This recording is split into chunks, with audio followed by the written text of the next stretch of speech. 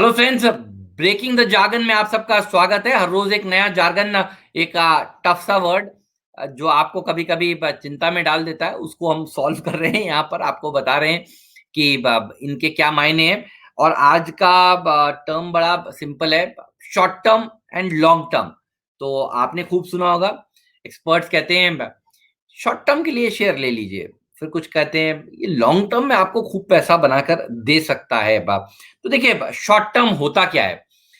Short term trading भी होती है, इन्वेस्टिंग भी होती है। तो शॉर्ट टर्म जो होता है, देखिए वो कुछ मिनटों के लिए होता है, बहुत शॉर्ट टर्म होता है वो।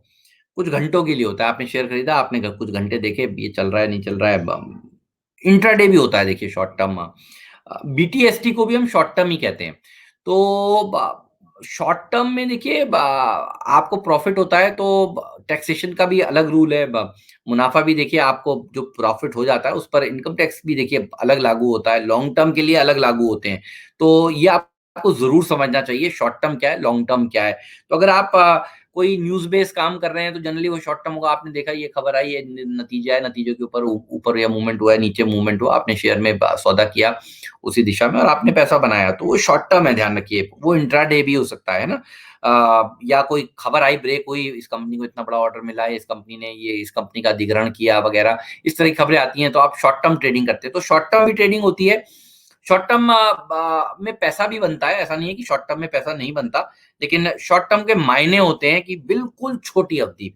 और लॉन्ग टर्म के मायने देखिए क्या होते हैं। लॉन्ग टर्म के मायने होते हैं साल भर आपने शेयर को होल्ड किया, कुछ सालों तक लगातार आपने शेयर को होल्ड किया, तो वो लॉन्ग टर्म हो जाता है देखिए।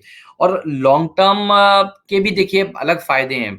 अगर आप देखेंगे तो लॉन्ग टर्म में आप धीरे धीरे करके शेयर बाजार में अगर पैसा लगाते रहते हैं तो कंपाउंडिंग का भी फायदा आपको मिलता है। तो पैसा दोनों में बनता है। ज्यादा बड़ा पैसा आपका लॉन्ग टर्म में बनता है अगर आप सही शेयर के ऊपर बेट करते हैं और सही शेयर को आप अपने खरीद कर रखे रहते हैं, उसके ऊपर कन्विक्शन होता है। तो दोनों करिए, ऐसा नहीं है कि आप एक करिए दूसरा मत करिए। शुरुआत अगर आप कर रहे हैं तो आप लॉन्ग टर्म से करिए, या कम से कम ऐसे शेयर खरीदिए जो आप लॉन्ग टर्म में रखना चाहते हैं।